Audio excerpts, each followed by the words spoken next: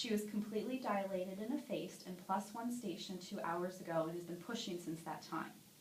The fetal heart rate drops to 60 beats per minute and doesn't recover. What do you do now? And actually, Iris, I'm going to have you step back because you have not been in the room. You're outside working on your notes while this patient's pushing, and Kelly is laboring with the patient. So why don't you take that initial management? So this patient's been pushing for the last 2 hours, and all of a sudden the heart rate drops to 60 beats per minute. Okay. Do we have a station? She was +1 station. Okay. 2 hours ago, she's now at +2 station. Okay. So I'm going to stop Dr. Torres from her note that she's writing Okay. and bring her into the room. Okay, perfect. Okay. I'm also going to ask for other helpful Okay, hands, great, perfect. anticipating what we could possibly be Okay, doing to excellent. assist the delivery. Okay. We're going to assess the cervical dilation. Yep, so she's fully dilated, she's +2 station, 100% effaced, has been pushing for a couple of hours, but that heart Heart rate rate is is. down. And I'm Dr. gonna- Iris I'm is going to ask pulling for help. Yeah, I'm going to okay. assess my patient Mhm. and inform of risk and benefits Okay. of using a vacuum, Mhm. an assisted delivery. Okay. I'm going to request that we really talk about the risk and benefits Okay. because I recommend we do an operative Okay, delivery. perfect. I am going to tell Dr. Torres she has her epidural, she is super nice and comfortable. Okay, So from an anesthesia Wonderful. standpoint, we're okay. okay, And while cool. we're saying that, I would give her oxygen, fluid bolus, and reposition while we're in the Wonderful. process of doing this. Perfect. To give Heart her a recovery. chance to potentially recover. I Excellent. would like for my nurse to also inform the OB on call that we're having this issue. Perfect. So I'm assessing, I assess the patient, anesthesia, and I address the Mhm. risk and benefits. Then I'm gonna make sure how long ago did she urinate or 30 did we minutes ago, we empty took the Foley out. bladder?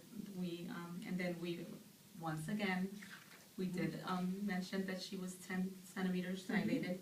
Now I'm gonna assess position. And I'm gonna look for our equipment. I'm gonna make sure our equipment works. And I'm going to go get a stool Okay, perfect. and We're, be prepared for a possible shoulder Shoulder. discussion. Perfect. and I'm gonna, let me make sure I know where this baby is. Of course, our babies are not. I know, they're not like real hands. So I have, so left occipitus. Yep. Left occipitus. Perfect. Okay. And then I'm gonna look for the flexion point, Okay. position. And what is the flexion point? How do you know what the flexion point is? It's gonna be, directly, slightly above the, occipitus. Okay. So how do you measure where to place the vacuum? About 1 centimeter. Great. On top of the, well, Anterior. anterior to the posterior. Okay, flexion. okay, On fair top enough. of the- Okay. And then I'm gonna, apply pressure to 10. If I can actually grab this thing. It's this way, okay. And with a contraction, once Okay. mom starts having a contraction, I'm She's gonna having contraction go now. up to 15. Two of us are gonna pull legs back, we get as much room Yep. as we can. Okay. And I'm gonna apply gentle traction. Okay. And your cup pops off. Oh, no. Then I'm gonna, is she still having a contraction? She's still having a contraction. She'll continue to push. Okay. Okay. Okay, the contraction's over. I'm gonna reapply my, vacuum Okay. and go up to 10 once again. Okay, and she's all set. She's ready to push. Go up to 50 and we're gonna apply traction. And I'm gonna evaluate for an episiotomy. Okay.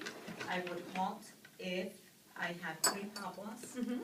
if I've been pulling for 20 minutes, or if I have also been pulling 3 times without any descent of the baby. Okay, perfect.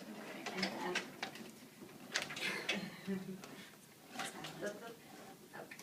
at the delivery of the jaw, I'm gonna remove the vacuum. stop there. Perfect. So, Mike, what are you concerned about as possible complications at this point? The baby's head is out. What are you anticipating could go wrong? Shoulder dystocia, that's Okay. fine. Okay. Anything else? That's the most immediate concern. Okay. Because you worry about postpartum Sure. hemorrhage or something. Yep, like so that. postpartum hemorrhage, okay. My nose just was showing. And anything that you might look at with when you do baby's exam or mom's exam? As a- Vitals, make sure mom's doing okay. Yep, mom's doing well. and Tears, lacerations. Tears, lacerations, Yeah. exactly. Perfect, wonderful. Okay, we'll stop there. Okay, what went well? You identified the problem. Okay. You knew what we needed to do. We Okay. identified a solution, Uh-huh. and everybody was on board with what the care plan was. Mhm. You verbalized well what you were gonna do, Mhm. so that everybody knew what to expect. Did you feel like she was in charge of the situation? We talked about that as an issue last Yes. time. Yeah. So Yes. Mhm. I think the addressing to the patient was very, Mhm. very good. Yep. I think this is really important. And I liked how you filled her in. So it wasn't as, oh, she's in the room, I can like sit back. You really said you were still part of things and you were anticipating what she needed and giving her information you knew that she would need it. So I really liked that. Same thing with you, Mike. What could have gone better? Just smoother, but I think you can only do that if you actually work with the same people all the All the time. time, and sure. you actually Okay, develop a okay. routine. Yeah. And did anyone observe any safety concerns? No. No? I didn't see any. No, Okay, I great. think Wonderful. Okay, so now we'll do our last